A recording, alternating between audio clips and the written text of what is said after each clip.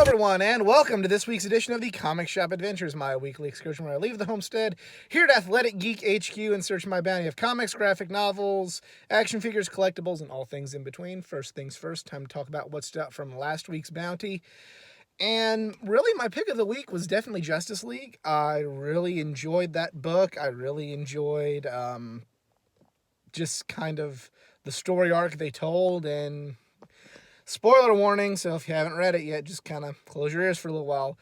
You know, they show what Lex has done over the course of the multiverse, and they destroy one multiverse, and it's the multiverse, it's the Earth where Gotham by Gaslight took place. So even though it's not really a significant universe in the grand scheme of the DC universe now, being a fan of that particular graphic novel, it being one of my favorite Batman stories of all time, seeing the fact that now it's completely done and destroyed,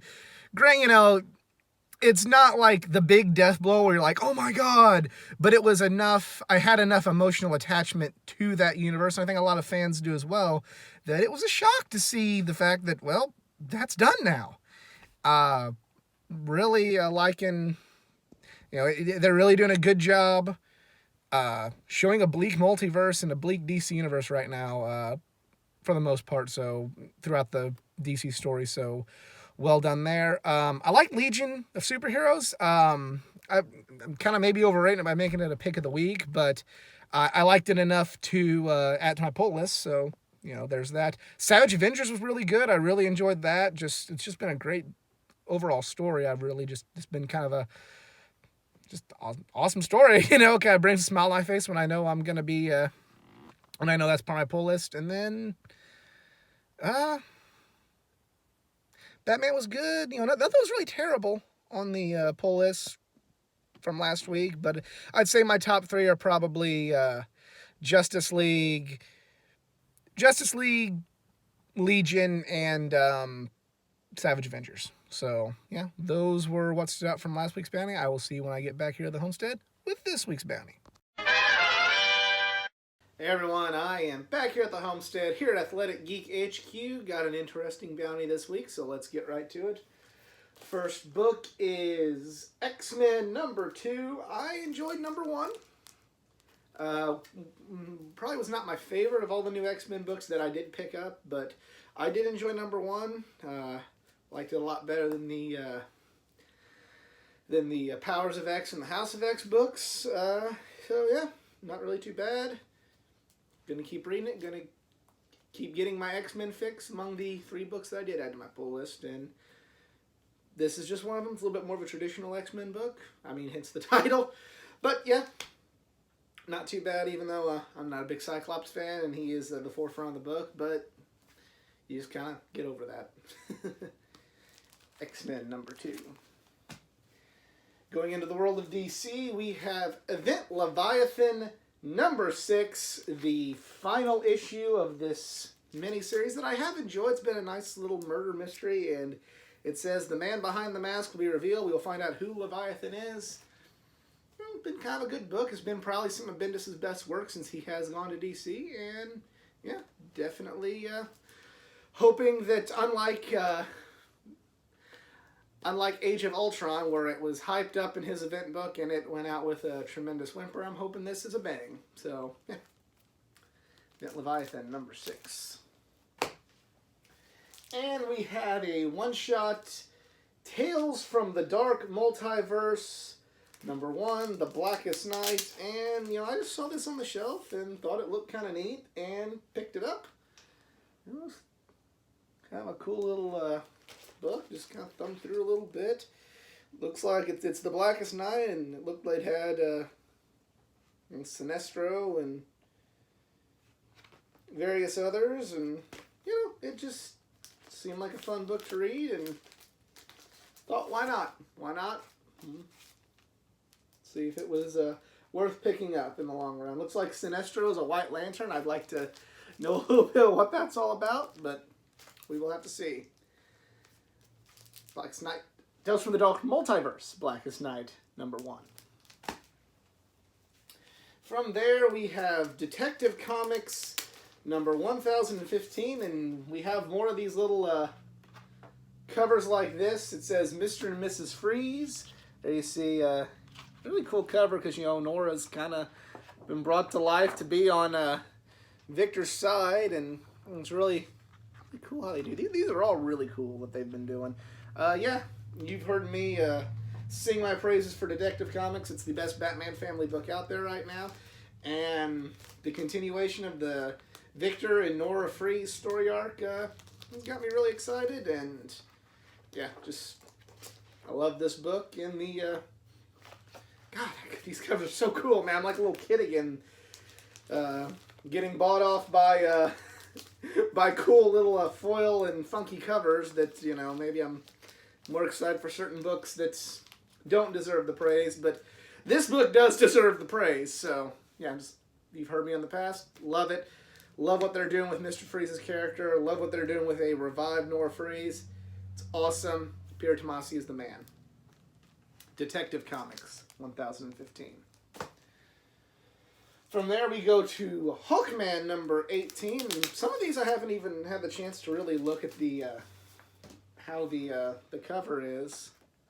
Okay, yeah, that's got your Hawkman here. And okay, yeah, that's kind of neat. You know, I've enjoyed. You know, it's staved off elimination and staved off the chopping block. I've kind of liked what they've been doing with Hawkman in the Year of the Villain. Hopefully momentum continues, and it's another good issue for a series that a couple months ago I kind of think I'd be thinking about getting rid of. And Tyler Kirkham art, and he's a really, really good artist. I met him at the very, very first comic book convention I ever went to, Wizard World St. Louis 2013. Nice guy. He did artwork on Green Lantern New Guardians and the New 52, so I had him sign some books there. Yeah, really cool, and Hawkman number 18.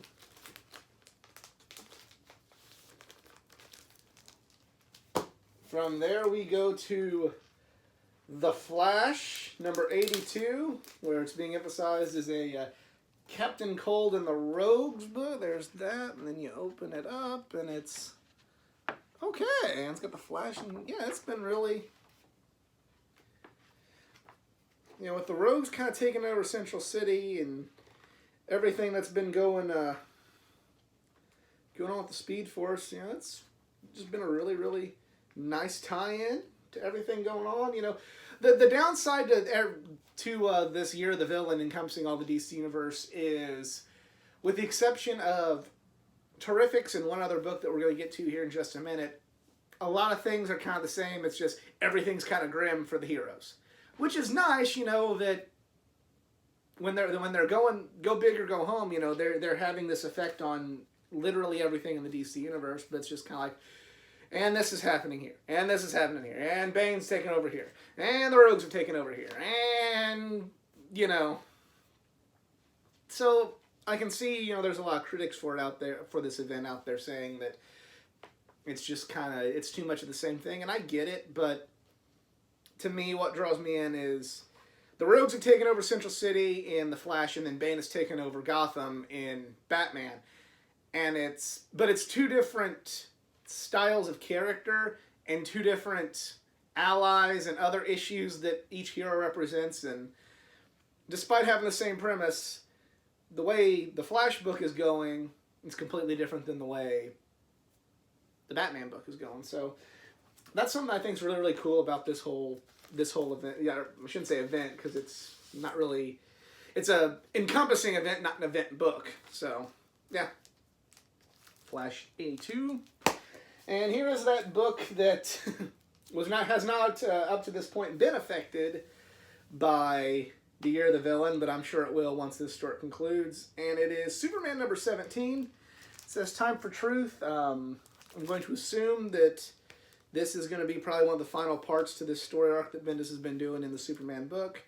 And I'm going to guess more than likely after this, we will start seeing in the Superman title what happens with Lex Luthor essentially ruling the multiverse. So, yep. Get right into this, and this may even be the end of Bendis' run on at least one of the Superman titles. We will see. I guess I'm kind of failing not knowing that information for you, but sometimes I find out stuff just like all of you. Superman number 17. That is it for my pull list portion of this week's bounty, but this week I also picked up this, the new Mr. Miracle trade paperback. I regret missing out on this book when it first came out, especially with, not so much because I'm one of these buy it and flip it kind of guys, but I know issue 1 is definitely going for quite a sum of money, a first printing is, so, you know, I regret. I hear good things about it. I know it's written by Tom King. You've heard my thoughts about Tom King, but I've heard even from people that dislike his Batman run a lot more than I dislike it. I think I dislike certain parts of it. I shouldn't say overall that I dislike Tom King's Batman run. Friends and people I know that completely dislike what he's done on Batman have enjoyed the Mr. Miracle book, so I saw it at the shop and thought, why not? And eventually, I'll get around to reading this and maybe even reviewing it for y'all. Never know. I'm going to emphasize maybe because there's still several graphic novels there on that shelf that I have yet to read, but thinking I'll make this one a little bit more of a priority. Who knows? Mr. Miracle trade paperback. And that is it for me this week. Let me know what you picked up at your local comic shop in the comments section below. If you enjoyed this video, please give it a like. Share this video, subscribe for more content, not just from the world of comic books, from the world of anime, gaming, pro wrestling, and all things geek culture. For more content, please go like my Facebook page at facebook.com/athleticgeek89. There you'll find every Thursday my collection comic of the week that is exclusive to my Facebook page. But on that, I'm out. Y'all be cool.